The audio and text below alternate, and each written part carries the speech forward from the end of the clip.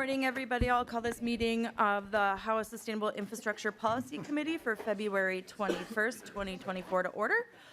Quorum is present, so we will get started. First thing on the agenda is the approval of the minutes. May I have a motion to approve the minutes for February 14th, 2024? So moved. Thank you. Representative Kraft moves approval of the minutes for February 14th. All those in favor say aye. Aye. All opposed? Motion prevails. All right, so we're going to be doing testimony today on House File 4025, the Minnesota Advisory Council on Infrastructure. And so we're not going to take any formal action on the bill today. We're just going to hear testifiers. So far, we have 6 testifiers signed up in advance. After we hear from those folks, we'll allow members of the public to testify as well. And I also want to draw your attention to the letter from the League of Minnesota Cities. They have a written testimony, and so you can refer to that in your packet. So, online, sorry, thanks. And so the first on the agenda is Director Russ Mathis. He's the Director of Public Works for the City of Eagan. Welcome to the committee, and if you could please state your name for the record and continue with your testimony. Thank you, Chair Koegel. Russ Mathis. Russ Mathis, City of Eagan Public Works Director. All right. Well, good morning, Chair and members of the committee. Thank you for inviting me to speak this morning. So each of you are here today because you care about your community and the state. Initially, you were likely motivated to create change because it was important to you that something be done differently. You were impassioned enough to invest your life in order to do what was needed to be done to make Minnesota a better place to live, work, and play. Well, I'm here today because I'm passionate about the topic that I'm discussing. And each of you have played a role in this already in establishing the legislation last year for the task force. And I believe that we can have an impact similar to what you desired when you first got involved with the legislature with what is being proposed here, both now and then long into the future. It's all about sustainable infrastructure. That's the name of this committee, so it's the right place to be. And it's about infrastructure from Alexandria to Minnetonka and from Rochester to Wabana Township. So why am I speaking today? I recently participated on the Minnesota Infrastructure Resilience Advisory Task Force. I was appointed to the task force due to my role as the chair of the Asset Management Committee for the American Public Works Association's Minnesota chapter. I've been the Public Works Director for the City of Eagan for the past 12 years. And last year was selected as one of the top 10 national leaders in public works by the American Public Works Association. I'm excited about the proposed Minnesota Advisory Council on Infrastructure, which I'm going to refer to as a MACI from here on out. So, as I believe it will work in a non-regulatory capacity in tandem with the stakeholders or in tandem with stakeholders to identify and recommend best practices that will preserve and extend the longevity of Minnesota's public and privately owned infrastructure. The task force engaged reps from several infrastructure industries across the state, including all state departments. And all members had a strong interest in defining and maintaining a vision for the future of Minnesota's infrastructure that will provide for proper management, coordination, and investment. The task force had numerous engaged discussions that addressed broad perspectives. Together, we created the draft proposal for MACI. Responsible infrastructure people across the state need to be educated and enabled to be successful. Nearly all public and private organizations are doing the best they know, but are often limited to only reactionary efforts due to a lack of time or funding for proactive planning. Minimal efforts such as these are only going to lead to minimal success and eventually numerous failures. I like to grouse hunt near Reamer and Deer River. I worry that these towns may not be around for my grandchildren to hunt in the nearby. Failing drinking water and sewage disposal systems, many of which were federally funded over 50 years ago, may not allow some communities to continue. A successful Mackey may limit such failures and help coordinate flourishing communities. In Egan, I looked out 100 years and saw that we would not be able to continue to provide safe drinking water and protect homes from flooding without making changes. Working with finance staff, we shared the concerns and a plan to address them, and the City Council made the needed changes. A successful Mackey will help guide such change for other communities. Now, Mackey will need funding to function, even though the council members are not proposed to be paid. Funding could provide facilitators to act as the initial administrator for the Mackey, and possibly as long-term project coordinators, as well as a future paid executive director position. Mackey would easily become another asset management committee with only volunteer efforts. Just to be clear about that, so if we just have volunteers and there are not paid positions, we're going to only get volunteer efforts. I head up a bunch of volunteers on the asset management committee that I work on. They're wonderful people, but we're all busy, and we all have things to do, and without having the paid administrative folks, it gets really challenging to accomplish things. So even with funding, I'm a bit concerned about the Mackey being enabled to succeed. The challenge is in the lack of authority with not becoming a regulatory agency. And to be clear, I support the lack of a regulatory authority or having another one, and that's not what I would suggest that Mackey is.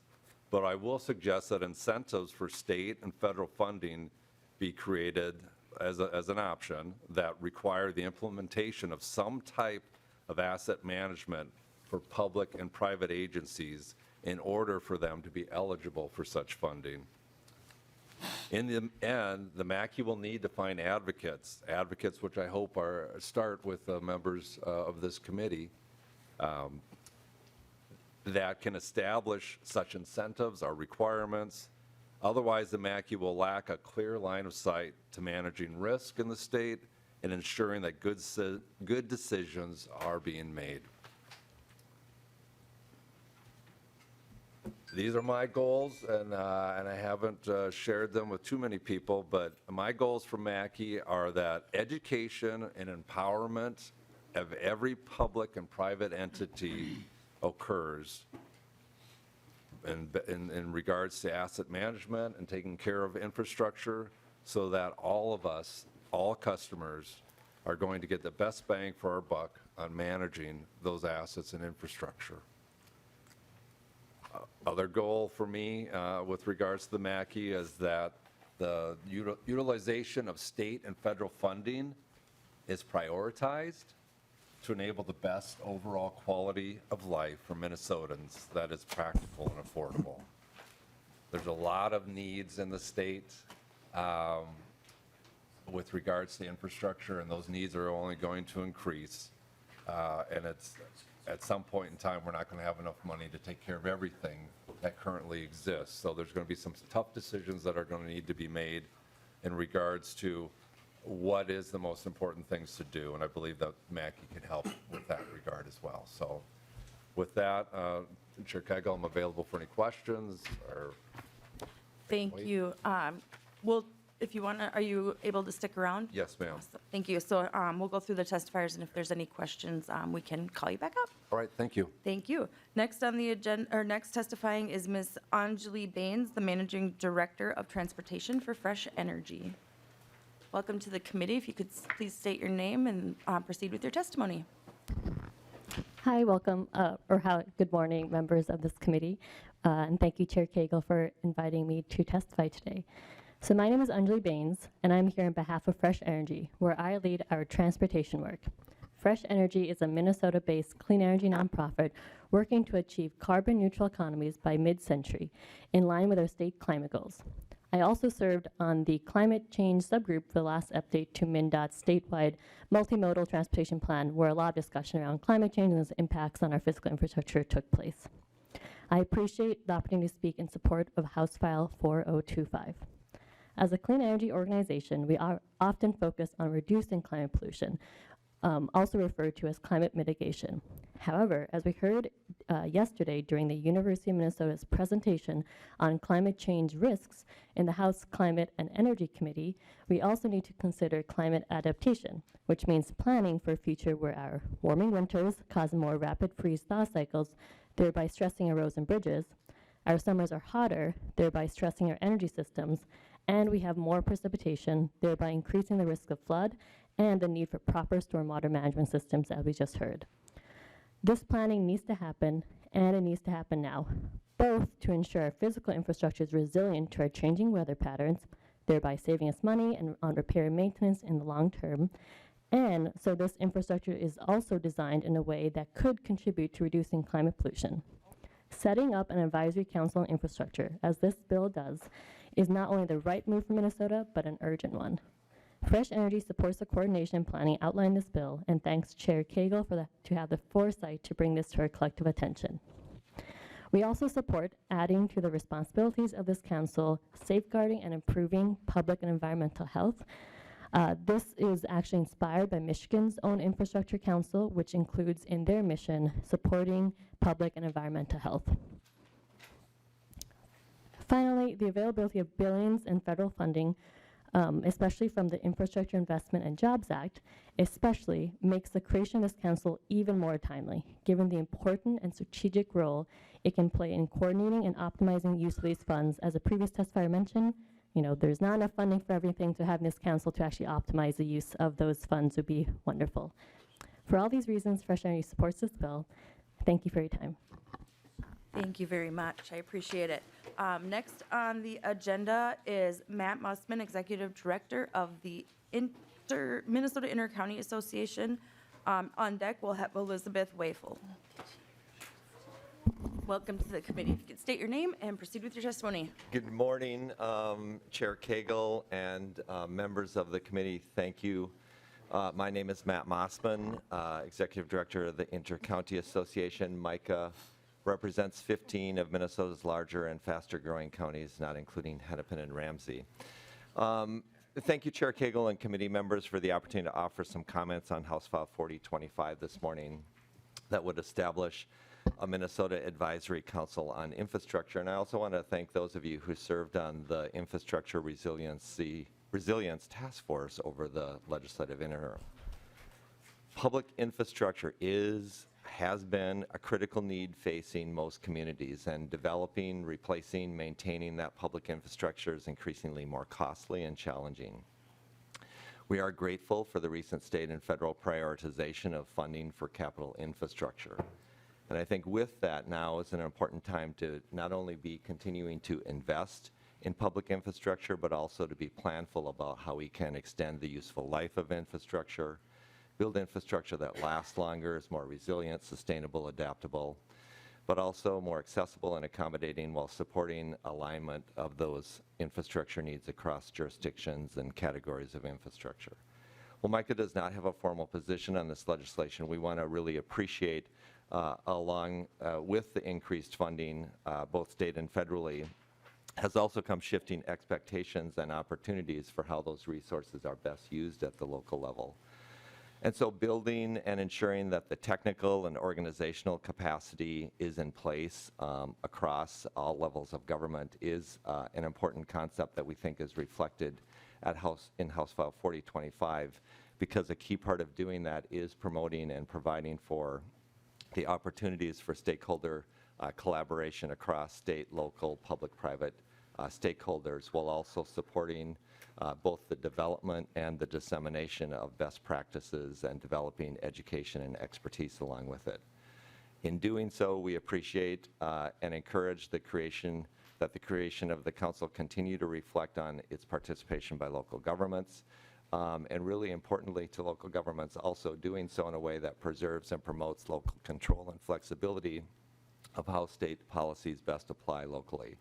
and encouraging and coordination goals through voluntary engagement at a stakeholder table rather than through mandates and means.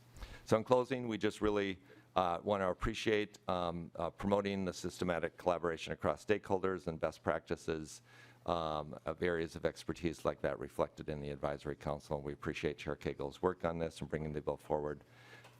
We are looking forward to continuing to work with you on this legislation as it moves forward, and I'll stand for any questions. Thank you. Thank you very much.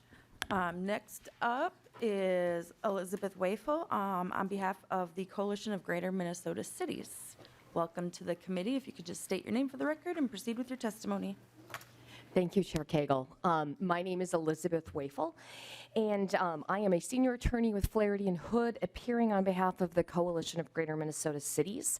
I want to thank you and the rest of the committee for allowing me to speak with you and comment on the Minnesota Advisory Council on Infrastructure. For those of you who are not familiar with our organization, the CGMC is comprised of more than 100 cities throughout the state outside the 7-county metro area, ranging from La Crescent in the southeast to Laverne in the southwest, Grand Marais in the northeast, and Roseau in the northwest. Our largest members are Moorhead and Mankato at about, I think they battle it out for about 45,000 people. Smallest are Nashwauk and Keewatin at just under 1,000. Some of these cities are located on rivers, some on lakes, some are not near any major water bodies. Some are in the karst region in southeast Minnesota, some are in the glacial prairie, while others are in the heavily forested areas in northern Minnesota. Some are close together. Think about the greater Mankato area. Others are in parts of the state, such as the northeast and northwest. You got to drive quite a ways between our cities. The cities do share a lot in common, but as you might guess from my description, there are also a lot of differences between our cities, which means that there are going to be different approaches to infrastructure and asset management that depend on things ranging from geography, geology, hydrology, as well as population and even the latitude of our communities. Looking at this proposal, I think the goals for this proposed council are ambitious and wide-ranging. They could do great for the state. We're also worried that this proposal may not provide the assistance that our communities need, particularly the smaller ones. Looking at the breadth of issues that and the infrastructure types that this council would be tackling, it is difficult for us to imagine how a staff could understand these issues well enough to provide the guidance and assistance communities need, or that could provide best practices that work for all variations in our communities. We really do appreciate the chair and this committee's interest in helping our communities do infrastructure, planning, and asset management better for the long run, but we believe a more targeted approach may be more cost-effective and beneficial for our communities. For example, the thing I work on a lot is water and wastewater. There are already several organizations, such as Rural Water and University of Minnesota's MnTap group, that provide best practices and other assistance to cities, particularly the small ones. Perhaps some of these goals could be funneled through pre-existing organizations like those. Or thinking about energy. There are organizations that you may think of them as lobbying, but they actually have technical groups like the MMUA, MREA for the munis and co-ops that provide continuing education and technical support to utilities, as well as the Minnesota Clean Energy Resource Teams or Minnesota Center for Energy Environment that provide guidance to cities, counties, and other entities. Perhaps additional funding and goals for these groups could work on the goals we have with respect to energy. There are also, if you look across the state, regional development organizations that provide technical assistance to their local regions, and because they are focused on specific geographic regions, they can provide more tailored assistance for our communities. These are just a few examples of existing entities that already provide important expertise to our communities. And although we appreciate the impulse to pull together in one entity, we believe our communities may be better served by supporting existing entities that are already doing this work and that are more geographically tailored. One last comment on the proposal itself. If the task force moves forward together as a single entity, we cannot emphasize enough how important it is that the legislation specifically dedicate specific board member seats to people living outside the metropolitan area. The metropolitan area consists of over 3 million people living in 7 counties. That's like a small country. There are 2.5 million Minnesotans spread throughout the other 80 counties. Infrastructure is going to look different. Wastewater is going to look different. The MCS, again, that's like providing wastewater to a small country when you're looking out across the state at other places where you have wastewater facilities that are pond systems serving a small area. They have similar goals of clean water, but how you do it, sort of sustainable infrastructure, very, very different. And, you know, best practices that make sense for St. Paul or Minneapolis may not work for St. Peter or Monoman. Thus, if this moves forward, it needs to be structured to recognize the distinction between highly urbanized areas and the rest of the state. Gonna be honest, testimony from the gentleman from Egan scared me a little bit. Again, I just don't think it serves the state to have a group, you know, that does not guarantee half the spots to Greater Minnesota, telling us how to be doing things with sort of the goal in mind of shutting cities down in Greater Minnesota. That testimony is kind of scary. That wasn't in my written script, but that was my reaction. So I really do think we have an amazing state. And, you know, one of the goals, if you know our organization, is to ensure that that amazing state stays great throughout the entire area. And if we are going to do this, we've got to do it in a way that makes that happen. So I want to close my testimony by thanking you again for allowing us to comment. We hope that we can work together to target important resources to ensure that our infrastructure is built, that it's sustainable, that it's maintained and operated to last into the future so that Minnesota can continue to be the great state that it is. Thank you. Thank you. Next on the agenda is Abby Hornberg, Minnesota Policy Organizer from the Blue-Green Alliance.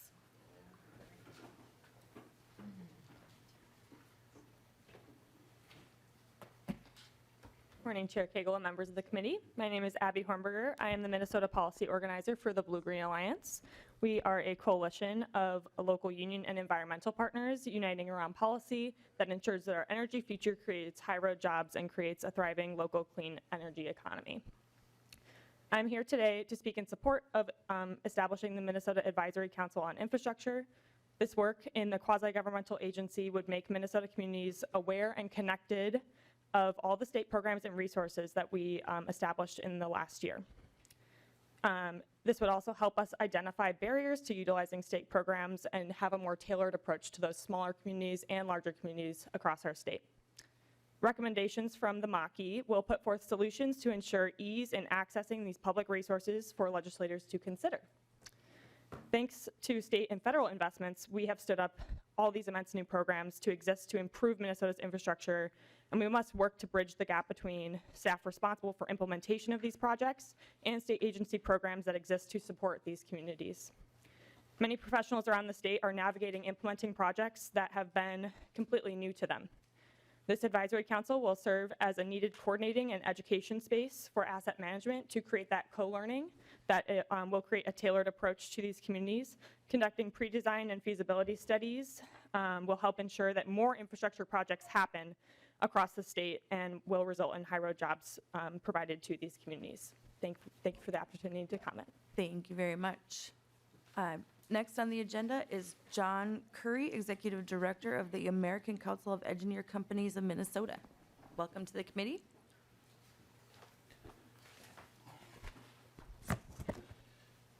Good morning, Chair Koegel and committee members. My name is Jonathan Curry, and I am the Executive Director of the American Council of Engineering Companies of Minnesota, which is a mouthful. So ACEC Minnesota for short. ACEC Minnesota represents over 100 consulting engineering firms in the state of Minnesota. That equates to more than 6,500 employees and engineers across the state. These engineers provide services to all sectors, including federal, state, local governments, private industry, and the public at large. Our member firms range in size from 1 employee to thousands of employees. Professional engineers take an oath to protect the safety, the health, and the welfare of the public, and our members take this oath very seriously. This is why ACEC wants to take this time to thank Chair Koegel for her work on HF 4025. A bill that aims to ensure that Minnesota's infrastructure is designed and built to the highest standards possible for the benefit of the health, safety, and the welfare of the public. The 2022 ASCE report card on infrastructure gave the state a mediocre grade of a C rating. And mediocre is the report card's term, not mine, for a C rating. It's no secret that in the state, we have a lot of work to do to improve our state's infrastructure and improve this grade. During the 2023 legislative session, Minnesota made historic investments in infrastructure through the largest capital investment bill in the state's history, a robust transportation bill, and providing the state match to the Federal Infrastructure Investment and Jobs Act. This is why it's very important that when the state is investing in historic dollars in Minnesota's infrastructure, that the council that Chair Koegel has proposed is in place to ensure the best practices are adopted across the state of Minnesota. These best practices include preserving and extending the longevity and the life cycle of Minnesota's both public and private infrastructure, provide efficient and effective management of that infrastructure system as well. One of the duties assigned to the council is to identify approaches to enhance and expedite infrastructure coordination across all jurisdictions, including engineering. As an organization that represents engineers from all parts of Minnesota, we believe that ACEC Minnesota would make for a very good partner on the council and would ensure that the engineering perspective is included in spaces where engineering-related decisions are being made. We are hopeful that Representative Koegel will consider adding ACEC of Minnesota to join the council in its important work to plan and cultivate Minnesota's infrastructure. ACEC Minnesota looks forward to continuing a dialogue with Chair Koegel and the rest of the committee on this bill. Thank you very much for your time this morning. Thank you. That concludes the testifiers who signed up in advance. Is there anybody else in the audience that wishes to testify? Now is your chance. All right. Not seeing anybody, we can move to some questions. If there's any questions that folks have of particular testifiers or just in general, Representative Anderson. Thank you, Chair. Could Mr. Curry stop back up to the testifying table again? Please.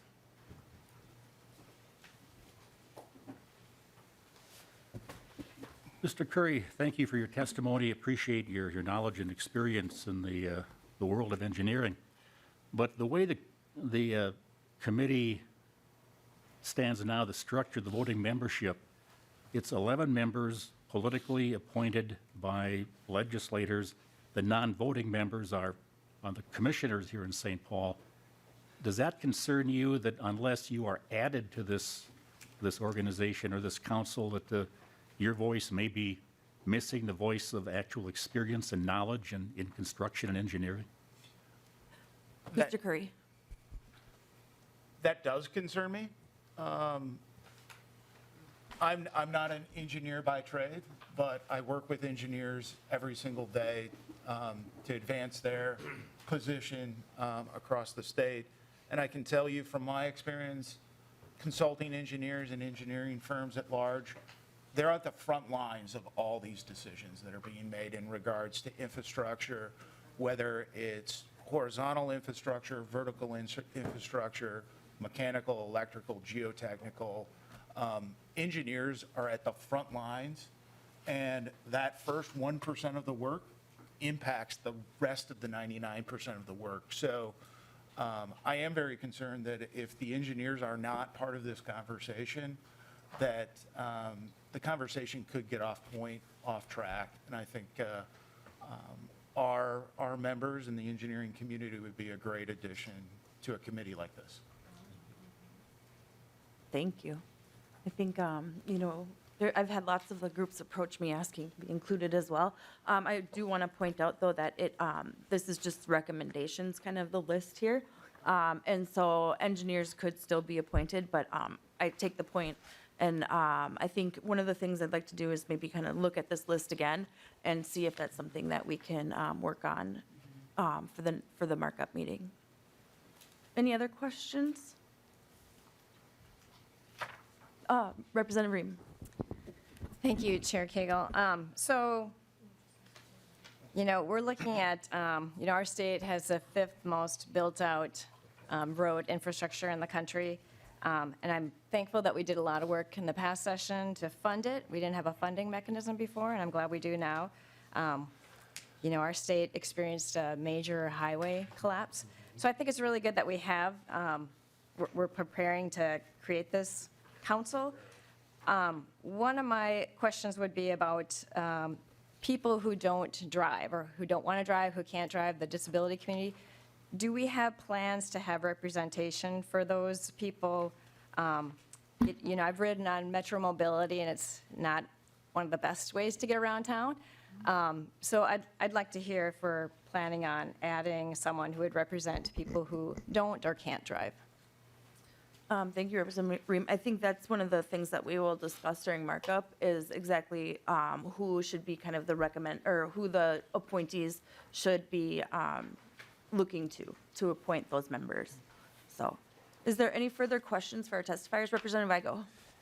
Thank you, Madam Chair. I just kind of want to discuss a little bit about what I started talking about last week, and this is just the committee kind of oversight, if you will, with, and I'll just point it out in the bill language, line 617 through 621, where in line 16, it gives the governor the ability for executive orders and state agencies for programs, policies, and practices and implementation. I think there's a huge concern here that this political appointed committee with voting power would be able to basically give legislative power away to the executive branch for rulemaking. I think it's incredibly important that we keep the power of the legislature here where we make those decisions. I think, the committee in itself, the idea of putting this together is one worth having. However, when you do something like this, it's removing the power of this committee out of the legislature and putting it into the executive branch. So I think if you could elaborate a little maybe on that, or if there's a testifier that wants to share concerns or questions to that, that's a major concern I have with this legislation. Thank you, Representative Weigel. So those, I think if you look at line 6.17, it's advisory recommendations, if any. This is strictly an advisory group. And so anything that they do will be advice to us, and that gives us the power to change policies. I guess I'm not real sure where we would give rulemaking power. Well, Madam Chair, if you will, the 6.19 and 6.20 say right there that the governor for executive orders or state agencies for programs and policies and practices. That right there is clarifying in your bill language that the recommendation could go to the governor to do an executive order or to a state agency to implement requirements. That right there is giving away power of the legislature to this politically appointed board. So even if the legislature doesn't approve it, if it's in the executive branch, decisions can be made outside of this chamber. Thank you. Yeah, I think that, again, it would be just developing an advisory recommendation, but I'm willing to work on the language. So. Thank you. Any other further questions to any of the testifiers? All right, then. So no other stuff on our agenda. We will not be meeting next week for precinct caucuses. Yeah, you guys will have to drive up north again, right? And then come back. You're gonna be, yeah, that stoplight, man. Except how will people ever stop at Treasure City then? Exactly. You don't have, Royalton is that place that you always stop even if you don't want to. So we will be having, so March 6th will be, sorry, that was. There'll be letters coming in from Royalton. I love Royalton. So we will not be meeting next week, so please be prepared to for committee on March 6th to mark up and vote out for 425. And then I also will follow up with Representative Igo. I do want to make sure that we get that House File 342 on the agenda. And if we have time, we might be able to do that day too. So. Sweet. Any questions about the plans going forward? All right, see you guys in 2 weeks. Meeting is adjourned.